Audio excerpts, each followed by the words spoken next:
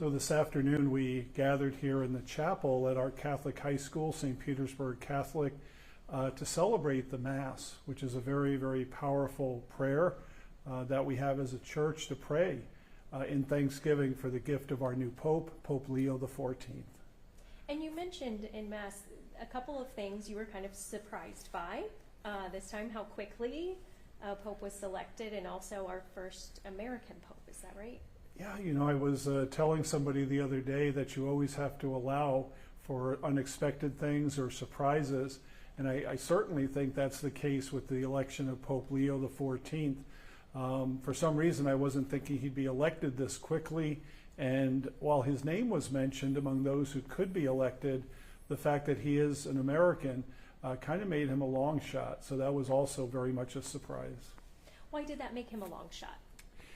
I think because the United States is viewed as being a world superpower, and so to have the Pope being from the United States, being American, perhaps some of the cardinals from around the world may have had concerns about that, but I think those concerns are unfounded. He seems to be a very good, a very holy man.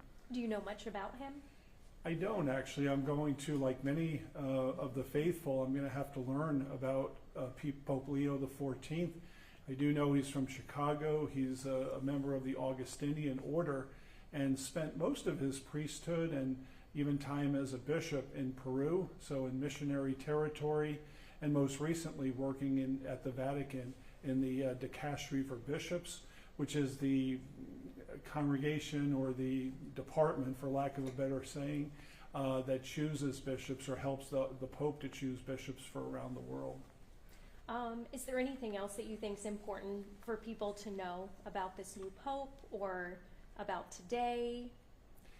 I think that we believe as people of faith that the Holy Spirit has guided the College of Cardinals in choosing Pope Leo XIV.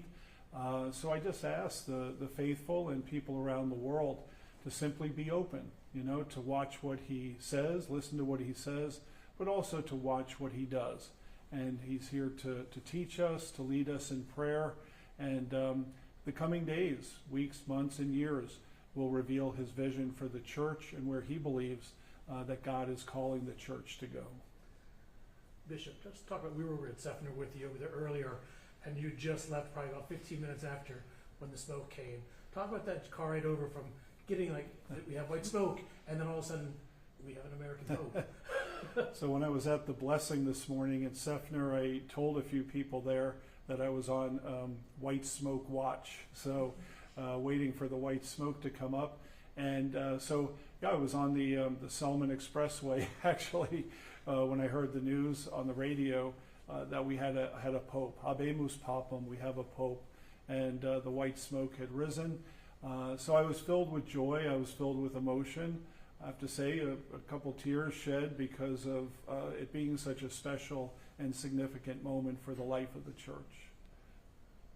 Do you expect any theological departures, or is this person conservative? I think it's too early to tell the direction that Pope Leo will take the church. You know, the titles of conservative or liberal are ones associated more with politics rather than with the church.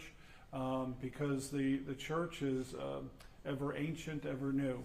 And so we have to always allow for new possibilities in the church going forward.